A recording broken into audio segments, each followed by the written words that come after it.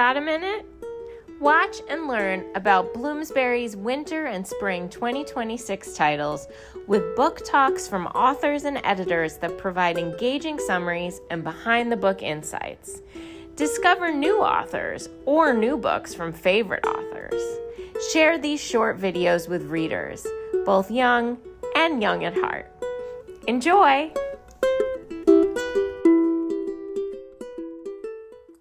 Hi, I'm Carol Boston Weatherford, and I'm going to share some backstory about Troubled Waters, A River's Journey Toward Justice, my second collaboration with acclaimed illustrator Brian Collier.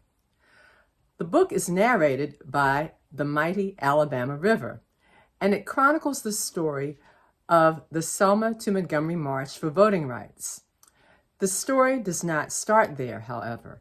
It begins in prehistory. The text and illustrations also chronicle other events that the river witnessed, from enslavement to the Trail of Tears. Coincidentally, Brian and I both hail from Maryland towns that are beside rivers, so we shared an affinity for the subject matter. Finally, Langston Hughes was the first Black poet whose work I encountered. His first published poem was The Negro Speaks of Rivers. In a way, Troubled Waters responds. My name is Andy Harkness, and I am the author and illustrator of Find the Sun. It's about a little boy named Eddie who does not want to go to school. The origins of this story in this book is kind of unusual. Right before I woke up a few years ago, I had a dream, and in the dream, I had an image of an illustration in my head. No story connected, but it was just a giant rabbit outside of a little boy's window. And I drew it, and I sat on that for a good year.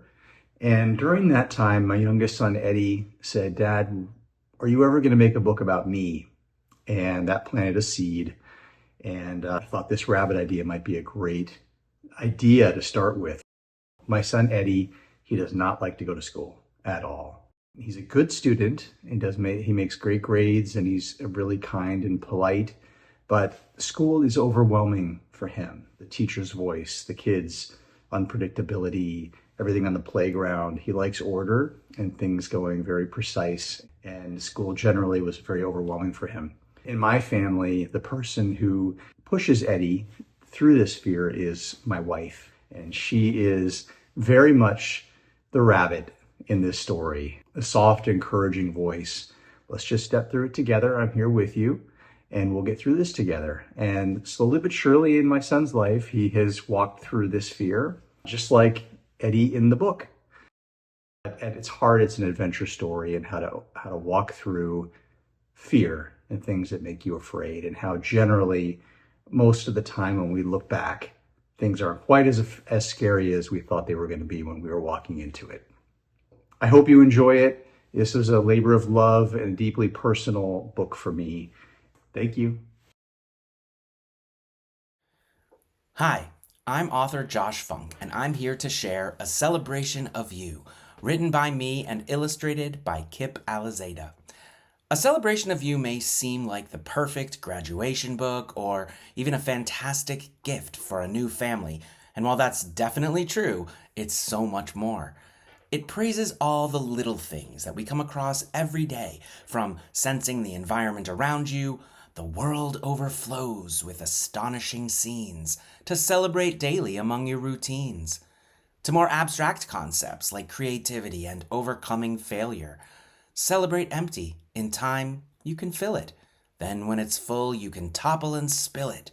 Whenever you stumble or skid to a stop, celebrate climbing back up to the top. And of course, it celebrates the self.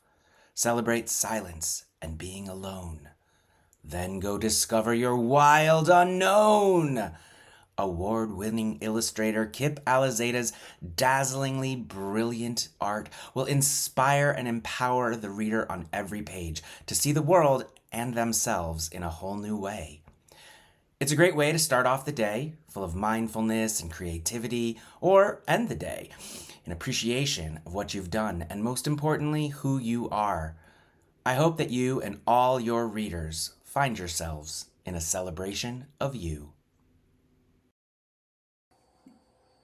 Hi, I'm Stephanie Calmanson, and I'm excited to be introducing you to Frenchies High and Low, a woofing, wagging book of opposites.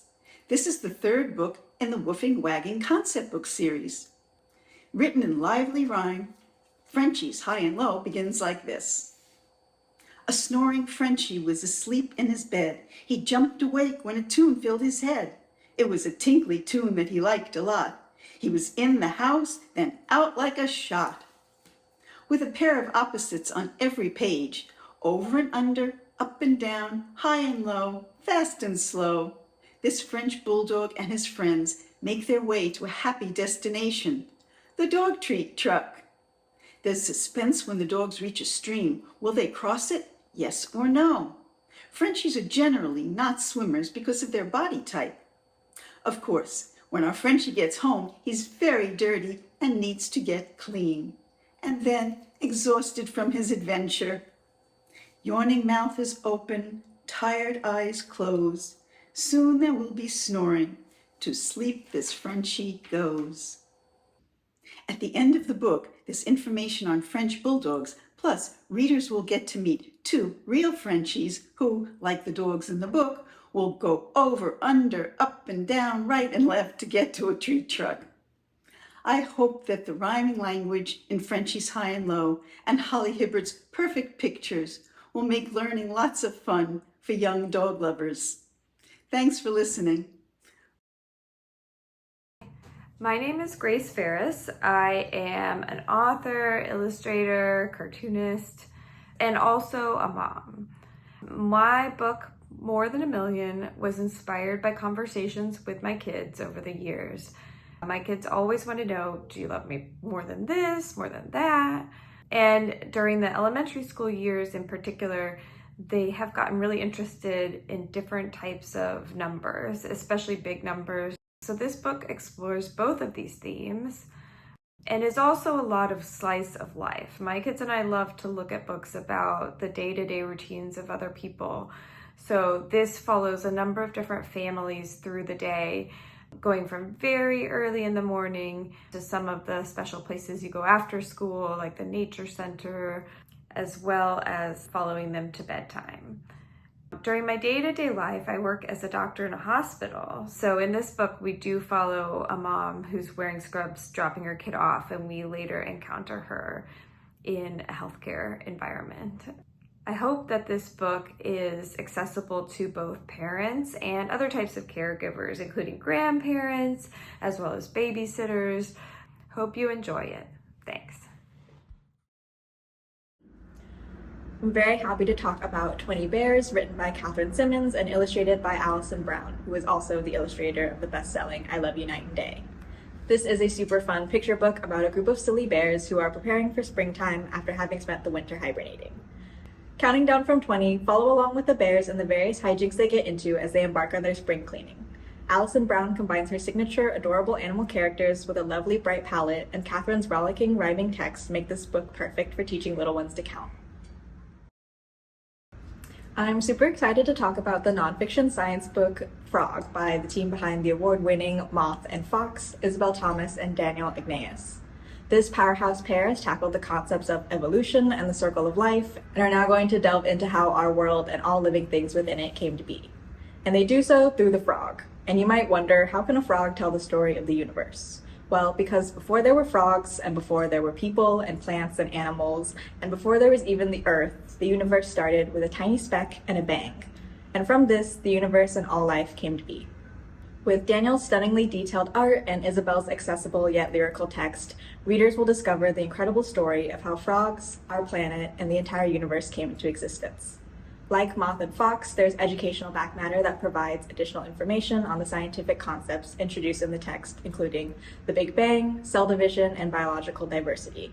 Ultimately, Frog is an incredibly creative, educational introduction to the wonders of our world. My name is Monisha Bajaj, and I'm the author of the new picture book, A Year of Kites, vividly illustrated by Amber Wren. Since I was a little girl, I have been fascinated by kites. Kites are powerful symbols representing freedom, aspiration, and the human desire to rise above our limitations.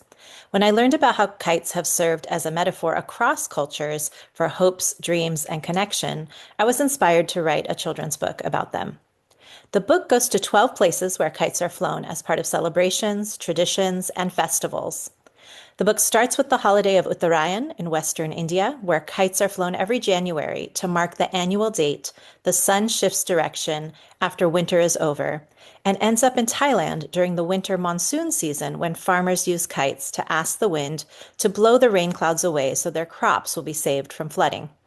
In between, the book also takes readers to places such as Japan, Greece, New Zealand, Guatemala, South Africa, China, and more. Across these distinct locations, we see that kites represent community, tradition, hope, unity, and joy. At the end of the book, readers learn how kites have been used for weather predictions, electricity experiments, and communication for thousands of years. There are also detailed instructions on how to make and fly one's own kite, inspired by the stories in the book.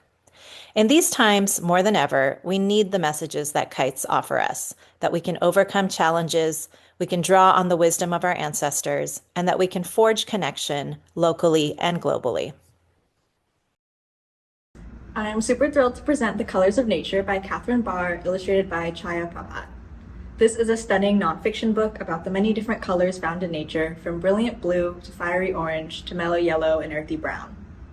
Catherine delves into the science of colors and includes hundreds of facts about various animals, plants, and other parts of nature from every shade of the rainbow.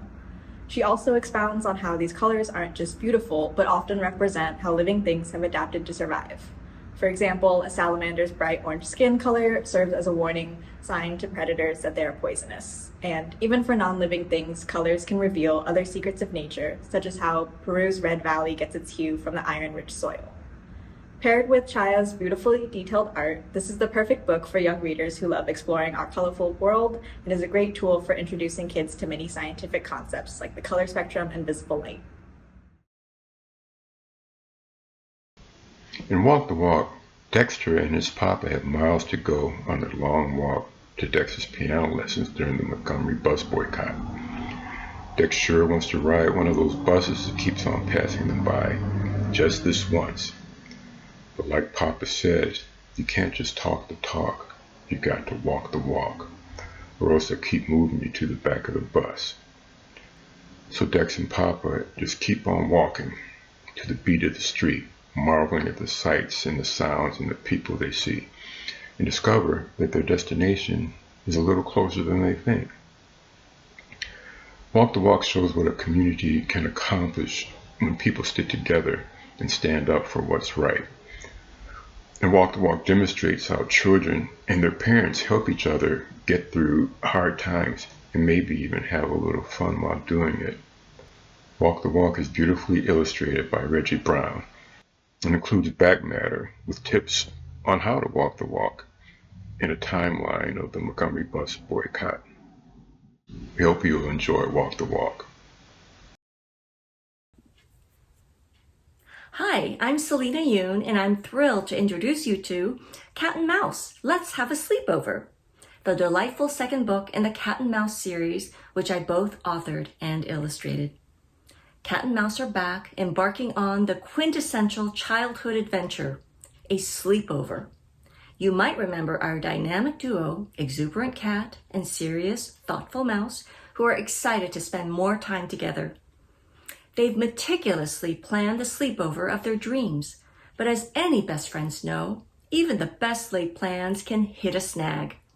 Mouse wants to read, but Cat's enthusiastic snacking is a bit loud. And when Cat ignites a dance party, Mouse isn't quite ready to join the rhythm. Will these best friends find an activity that brings them both joy, or will their sleepover dreams fall flat? You'll have to read to find out how they navigate these relatable challenges and ultimately discover the true meaning of having the best sleepover ever. This story shows you how to tell your friends how you're feeling, how to listen carefully to what your friends are feeling, and how to find a way to be friends even when you're different. And the very best part? we grow from it. Cat and Mouse, Let's Have a Sleepover is a heartwarming, humorous, and genuine look at friendship, individuality, and finding common ground. I hope you and your readers have an absolute blast with Cat and Mouse's Sleepover, and I look forward to sharing more of their adventures with you. Hi there, I'm Kate Messner, the author of our new chapter book series, Wildlife Rescue, illustrated by Jen Bricking. It's all about kids who work with their families to rescue injured wildlife. In the first book, How to Save an Otter, Ivy and Ezra are biking on a trail with their mom when they find a baby otter with a leg injury. Book 2 in the series is How to Save an Owl, and in this one, Ezra and Ivy are playing catch in the yard when they find 2 tiny screech owls abandoned after their nesting tree fell down in a storm. And the new kid on the block, or should I say the new reptile, is How to Save a Tortoise. In this one, Ivy and Ezra's cousins, Anna and Sophia, are visiting from California when the family gets a call to rescue a gopher tortoise who's been hit by a car. Now, Anna and Sophia have always loved hearing about their cousins' wildlife adventures, and this time they're along for the rescue. Anna, who's been feeling a little lost since the family's recent move, is great with engineering and faces her biggest problem-solving challenge of all when the rescued tortoise is slow to regain the use of her back legs. Can Anna find a way to get the tortoise outside again? These wildlife adventures were inspired by my own work volunteering with the Wildlife Hospital at the Conservancy of Southwest Florida, which treats thousands of injured animals each year. One of my jobs at the hospital is preparing diets for gopher tortoises and taking them outside to graze so they can gain the strength they need to live in the wild again. So many of my readers have let me know how much they love animals, and I know they'll love coming along on these rescues too. Hi, I'm Shannon Hale, the author of Princess Academy. This book originally started with a simple idea. What if there was a school where girls attended to learn what they needed to know in case they were chosen to be a princess? That idea wasn't quite enough to interest me until I thought, what if they don't want to be chosen? As I began to think about what kind of character would have the most to gain and most to lose in this situation, I came up with Miri. She's a complicated, interesting character to me. I adore her. Miri wants so badly to be seen for who she is, to contribute to her community, and feels like what she does and has to offer is never enough. The Princess Academy takes her away from her sister and her father and her whole community, and she doesn't want to be there. But at the same time, what she starts to learn opens her minds and creates new possibilities and opportunities that she never could have dreamed about. The Princess Academy graphic novel is my 10th graphic novel, but it's the very first graphic novel that I have adapted from one of my novels. For me, Princess Academy is a story about friendship, the relationships that matter the most in our lives, finding our place in the world, and how reading and education can change us. I was so happy to work with Victoria Ying on this graphic novel. She does a gorgeous job identifying all the characters, showing the emotions, and bringing in a sense of humor and drama. And I just am so happy with how this turned out and can't wait to share it. I hope this book reaches people who love graphic novels and those who are trying them for the first time. We've poured so much love and work into this book. I hope you love it. Bonjour, Anine. Hello, everyone. I'm Carol Lindstrom, author of the upcoming middle grade historical fiction novel, Red River Rose. Red River Rose was inspired by my historic Métis Nation ancestry. I wanted to write this book, Red River Rose, for many reasons, to talk about the, what Canada was like prior to, being called Canada. And also I wanted readers to see prairie life from an Anishinaabe Métis perspective, what the people that were here before Laura Ingalls Wilder and her family came, how we were living and existing at the time as well. So I enjoy creating a character like Rose, who I think is like most young people her age. She certainly is like I was. Felt like I could do anything. If there was any situation, I could always help. With my folks' family, my friends, if they would just ask me, I used to think, I can do it, whatever it is. It doesn't matter. I know I can do it, no matter how old I am. But of course, a lot of times we couldn't because maybe we weren't big enough, or it was too dangerous, or maybe we weren't even strong enough. But I believe that all children possess that superpower sense of themselves. And I think that Rose, is the character I created, definitely exudes that superpower sense, as most children, as I said, do, because they all feel like if they would just ask me, I can do it. So I don't want to tell you too much and give too much away about Rose. You'll have to read the story to find out what happens. But I do hope that you enjoy the story, and I hope you do like Red River Rose.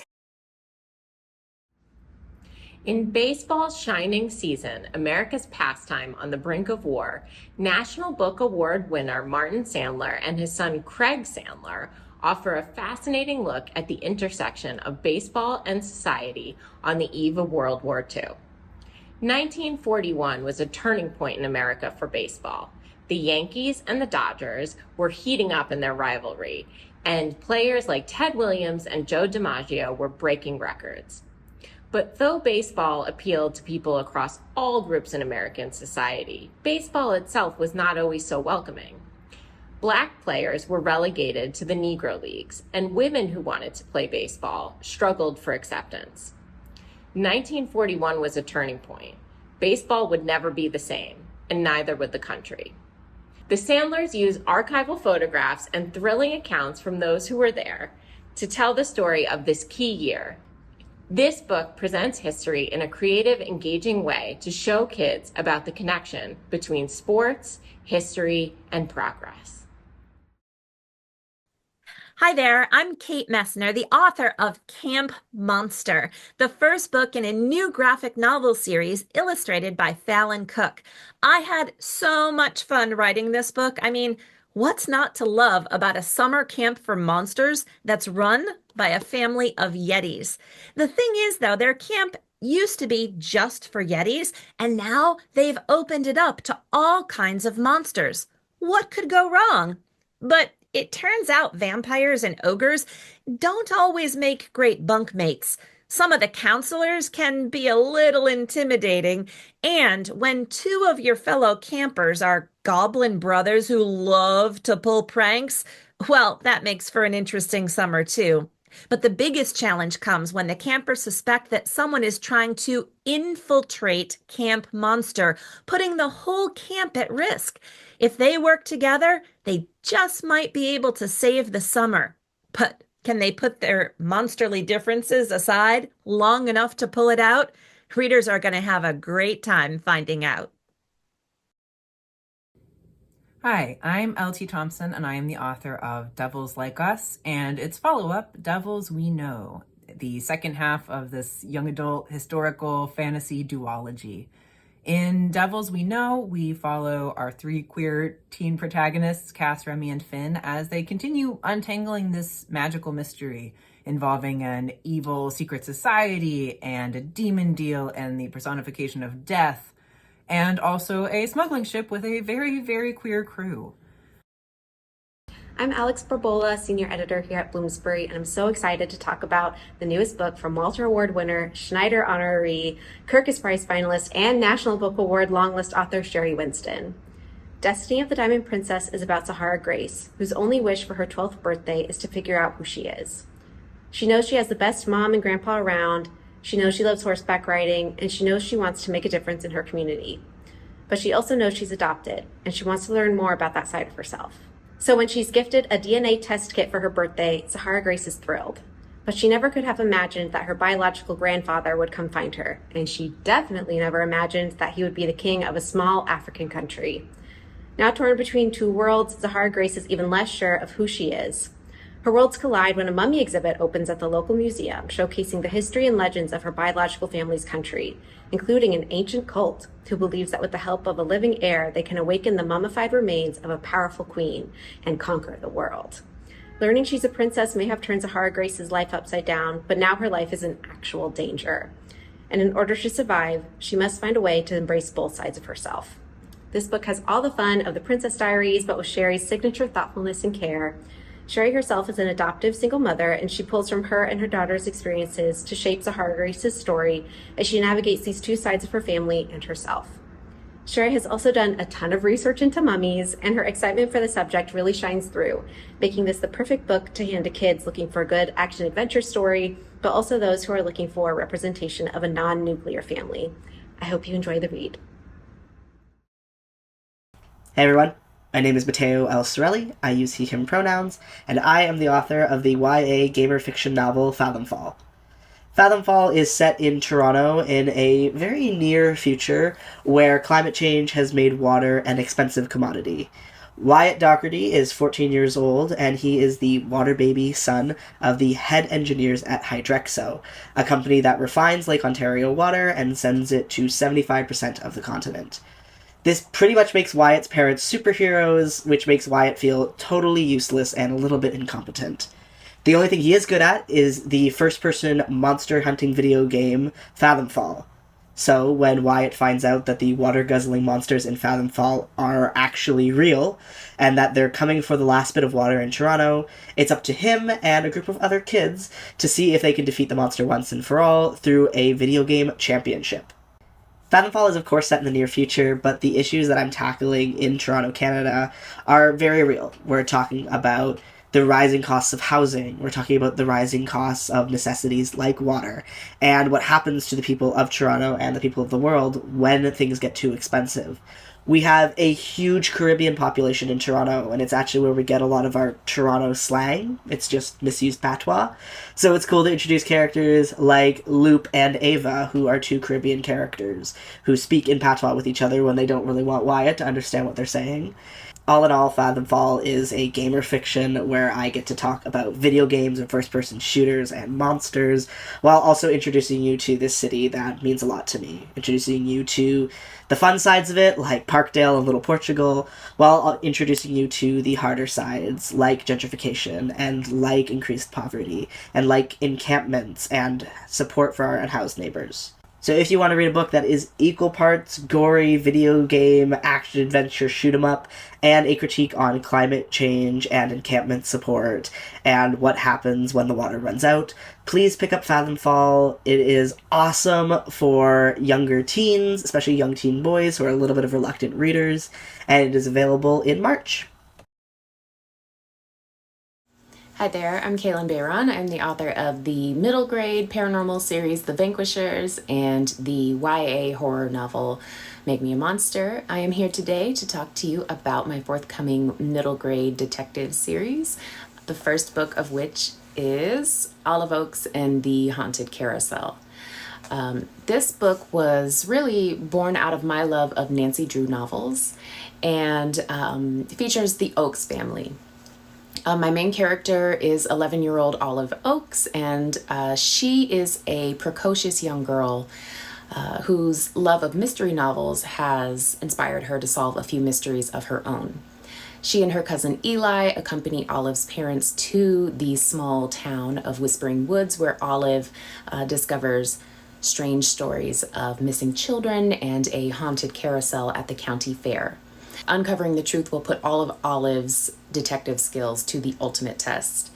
And I just had so much fun writing this kind of cozy middle grade mystery series. I really hope readers will enjoy it, and it is fast paced and fun and appropriately frightening. And it's all wrapped up in about 150 pages. I really believe that we need to meet our young readers where they're at, and I hope that this book will inspire a love of reading and give my young readers a sense of accomplishment as they get to the end. Happy reading. Hi, I'm Spencer Hall, and I'm excited to talk to you about my upcoming funny young adult book, This Could All Go Bad. Jensen Chapman has a well-earned reputation of being a coward.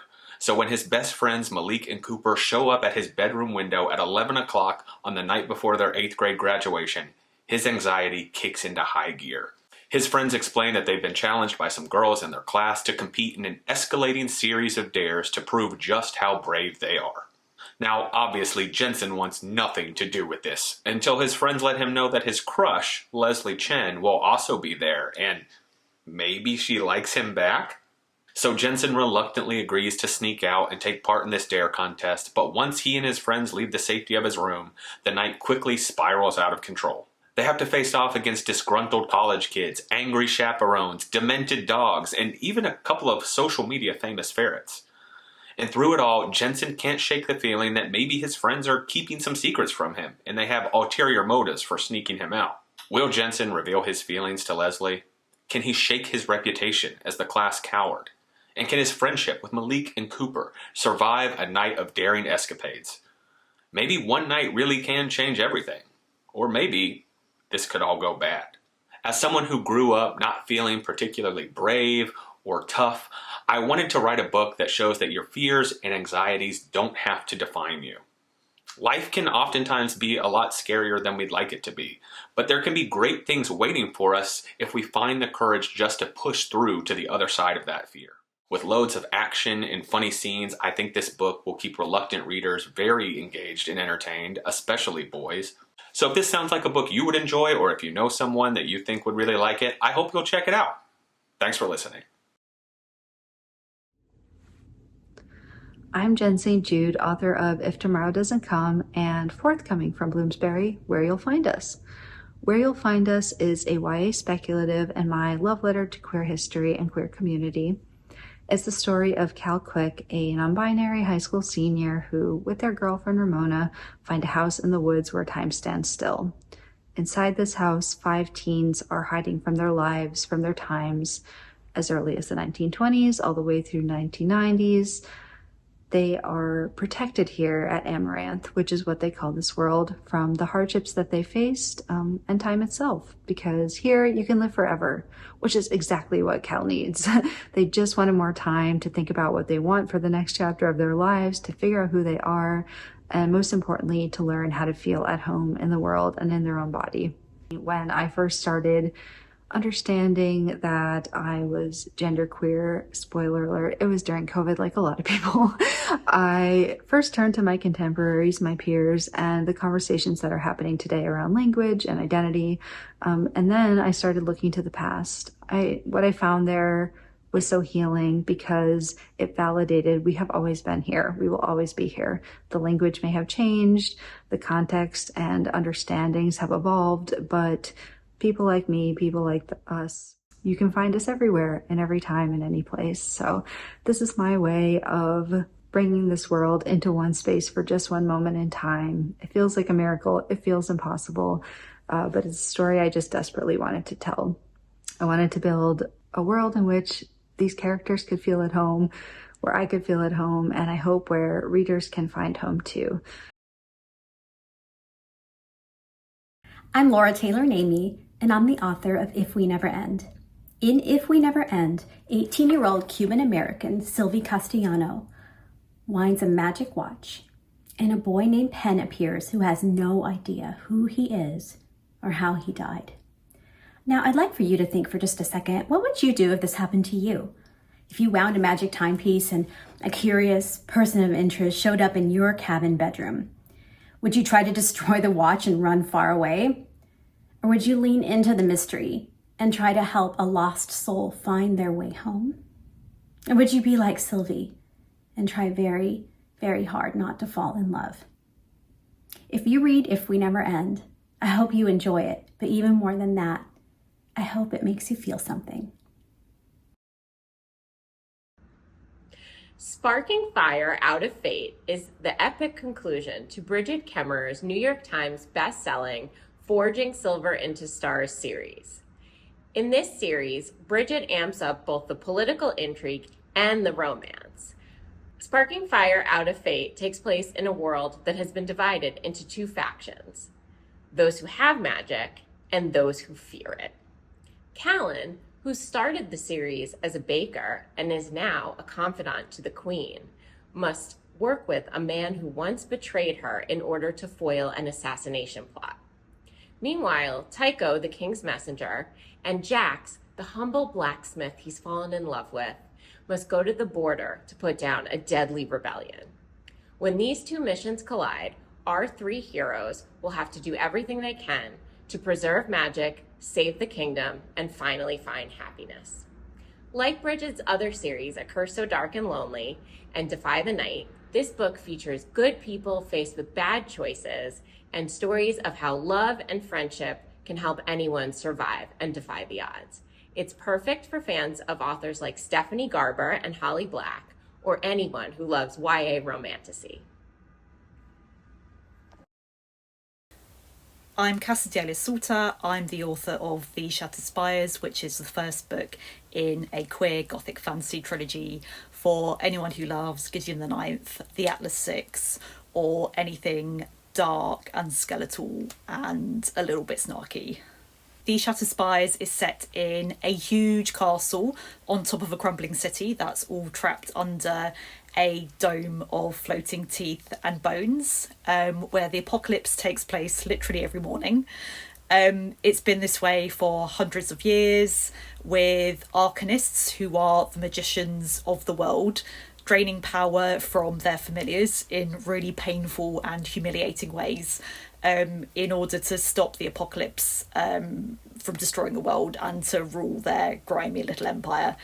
Except one day, the king is murdered, a bloody competition for the throne is triggered, and 4 of these familiars decide to make a treasonous attempt to break the curse of the apocalypse and shatter the dome of teeth and bones on the instructions of a teenage ghost who may or may not be evil. The problem is, while they're pretending to help each other, they all have their own extremely messy plans and secret motives. What I really wanted to achieve in this book is a kind of unholy coming together of 4 people in their late teens who are good at heart, but they've had to massively repress who they are and what they want, and to do some really terrible things just in order to survive. I also really wanted to capture a super imaginative, visually distinctive world that people will hopefully remember and want to talk about. It's dark, but it's also sarcastic and funny and wound super tight. I hope you enjoy reading it as much as I enjoyed writing it. My name is Gabby Burton, and I am the Sunday Times bestselling author of Sing Me to Sleep. I am super excited to introduce you to my next fantasy series, To Steal a Throne. It's about a girl named Mira, and she has magic that's fueled by deception. So she's basically a human lie detector. She's used her skills to collect the secrets of the powerful men who run her kingdom, write about all their scandals a la Lady Whistledown, and blackmail them to do her bidding. She's used her powers of persuasion, blackmail, to scheme her older brother onto the throne. She's grown tired of sort of sitting in his shadow, so she decides to steal power for herself by competing in a deadly tournament for her kingdom's throne. The only wrench in her plan is Cadron Vale. He's new to court, very arrogant, and has magic of his own, the ability to detect hers. With just a single touch, he'll know that she's the schemer who's been blackmailing the court for years. She's determined to resist his touch. She might be a little bit complicated considering he's her competition in the tournament for the throne. And even more complicated as she slowly starts to realize that maybe, just maybe, she doesn't hate him as much as she thought. This is a story with blackmail, political intrigue, and a slow burn rivals to lovers romance. It's about a power-hungry girl who's pushed to her breaking point in a world that makes her feel powerless. Writing this book was a true labor of rage. I hope people have as much fun with it as I had writing it. It was fun, it was cathartic, and I hope readers love it.